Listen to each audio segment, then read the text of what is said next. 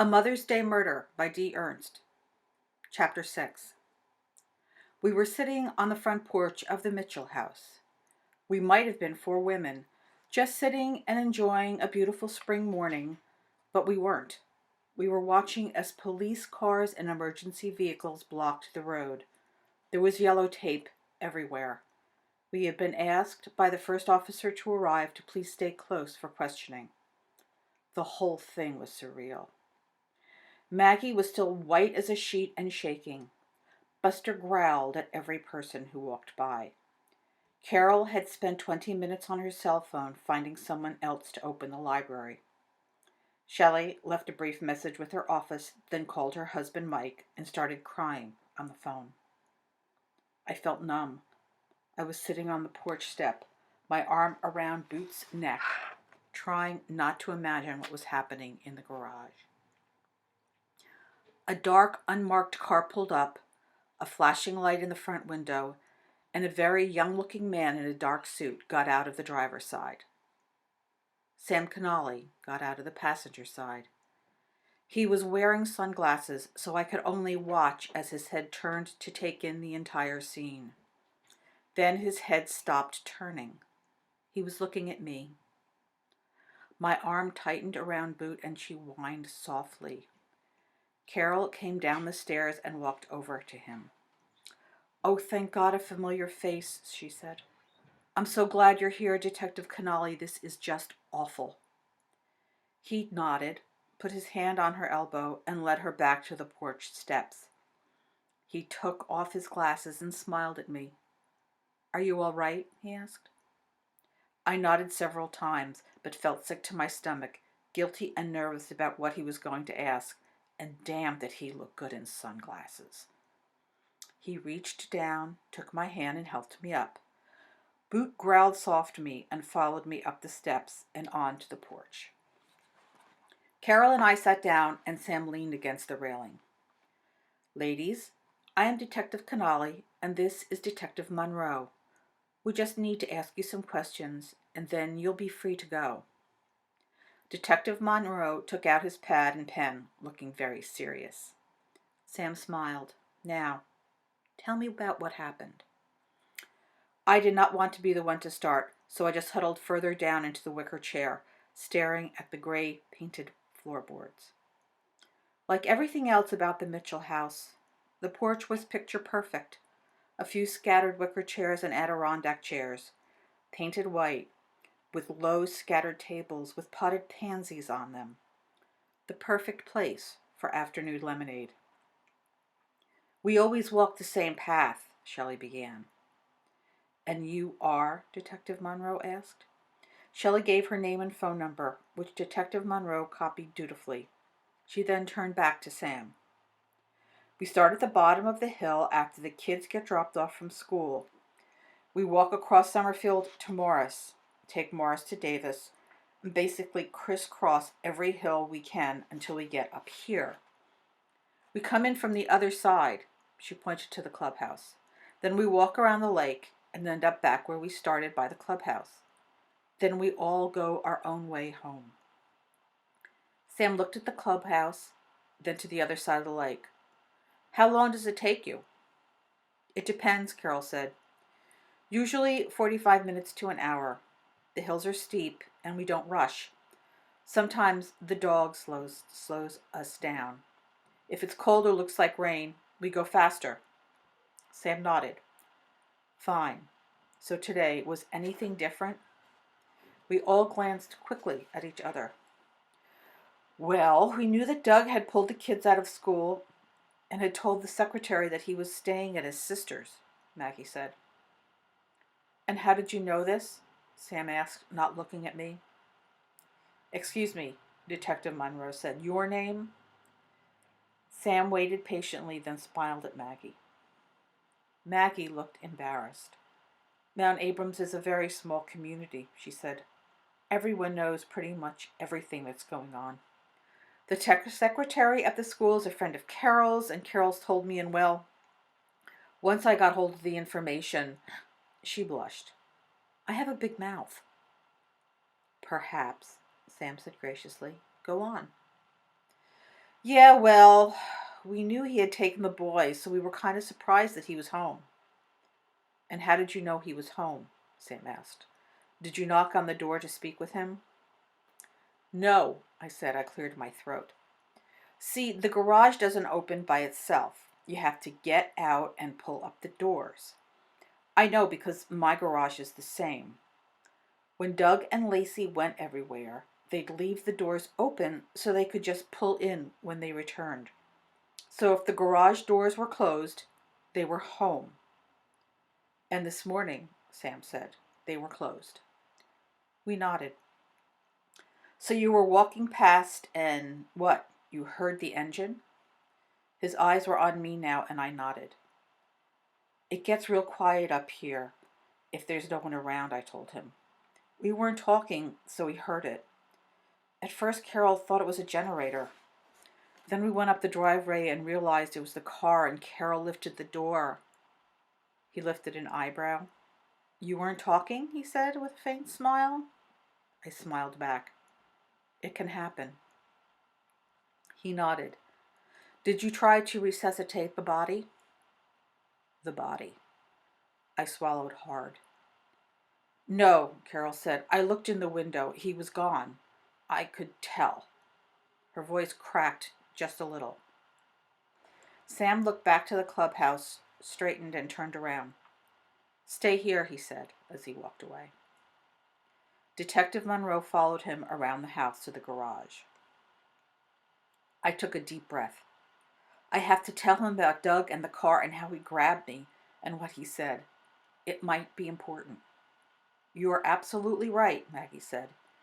Even if we get arrested for breaking into the house. We did not, Shelley said, break in anywhere.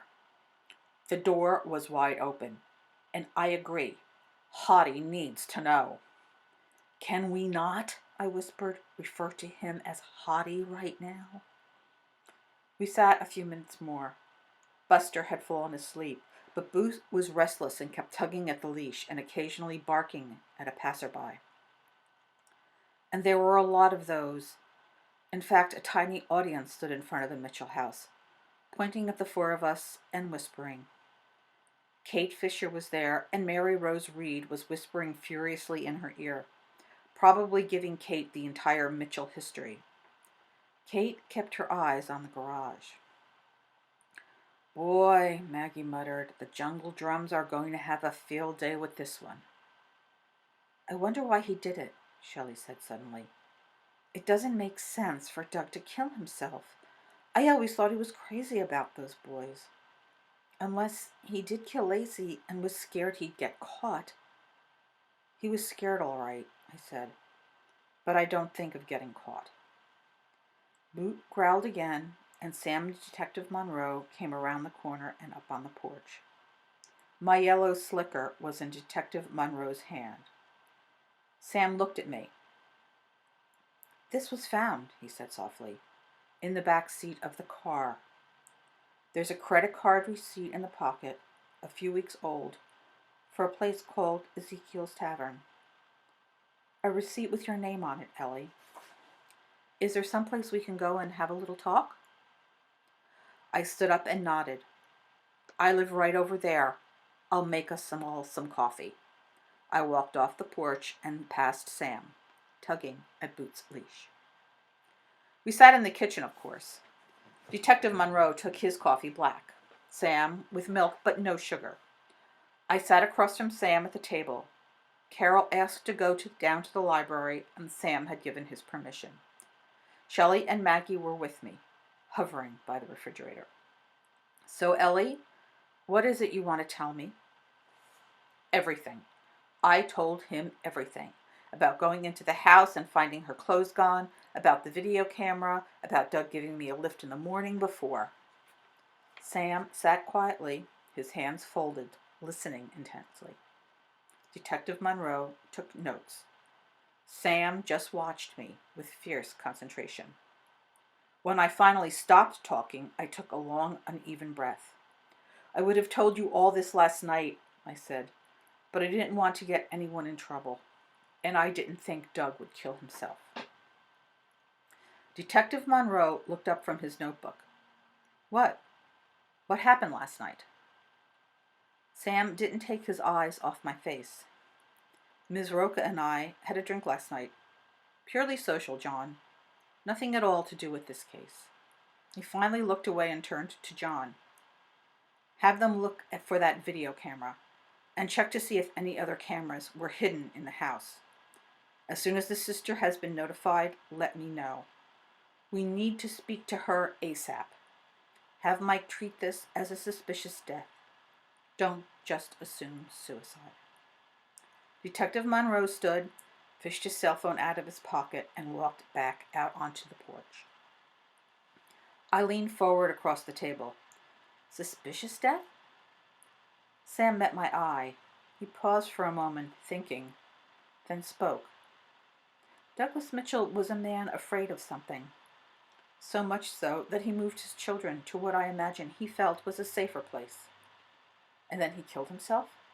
Does that make sense to you? I shook my head. No, I guess not, but what if he thought he was going to get caught for killing Lacey? He shook his head. You're back to that. Why would he kill her? For $5 million, I said. Shelley spoke up. It's the only motive for him killing himself that makes sense. If she just left with the money, why would he do it? He nodded. That's true. I made a call after you came to see me, Ellie. Lacey and Doug both inherited. The boys received $1 million each in trust. The rest was divided evenly between husband and wife. He shrugged. It was still a sizable amount for both of them. And here's the thing. Their joint account was emptied yesterday. All the money, and there was quite a bit, believe me, was transferred to an offshore account. We sat, letting that sink in. So one of them wanted it all, I said. Sam nodded. Apparently. It couldn't have been Doug, I said. Why not? Sam asked. Because the only explanation for Doug saying what he said yesterday is that he gave Lacey his share of the money, but she wanted something more, I said. Sam nodded. True. How did Lacey's father die? Shelley asked. Sam glanced at her. He was a diabetic. The apparent cause of death was an insulin overdose. By the time 911 was called and he was taken to the hospital, nothing could be done.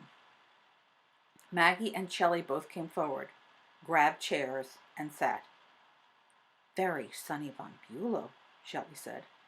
Sam, clearly amused, nodded. Yes. Was he alone? When he overdosed, Maggie asked. No, Sam answered. His wife, Millicent, was with him. Wait, I said excitedly. I thought we decided she was no longer in the picture. He threw back his head and laughed. We? Who's this we? Detective Monroe returned. Detective Connolly? Sam pushed away from the table and stood. Ladies, thank you for all of your assistance. We'll put a call out for Lacey's car. She is a person of interest. If nothing else, we need to inform her of her husband's death. We'll find her. We usually do. He smiled down at me and left. Shelley exhaled badly. Lacey's the bad guy. Who knew? I feel so bad now for thinking those terrible things about Doug. She shook her head. Those poor little boys. I know, I said. That's really creepy to think that Lacey came back here and did this. Maggie shuddered. Don't say that. I won't be able to sleep as it is. But I gotta say, that is one sexy man. I grinned. I know. He's nice, too, and interesting to talk to. Something hit me and I stopped grinning. Did Millicent kill him? Who, Lacey's father? Shelley waved a hand. Why would she? She wasn't getting the money. Maybe she didn't know that, I said. Maybe she thought she was getting the money. Did she kill Lacey? Maggie asked. Shelley looked disgusted. If Lacey had been killed, don't you think Doug would have gone to the police instead of lying to us? No, I think Lacey lit out of here on her own, then came back and killed Doug. But why? I asked. She already got everything. We sat there in silence until we heard the sound of a siren. We got up and went to the front door in time to see an ambulance pull out of the Mitchell's driveway. Goodbye, Doug.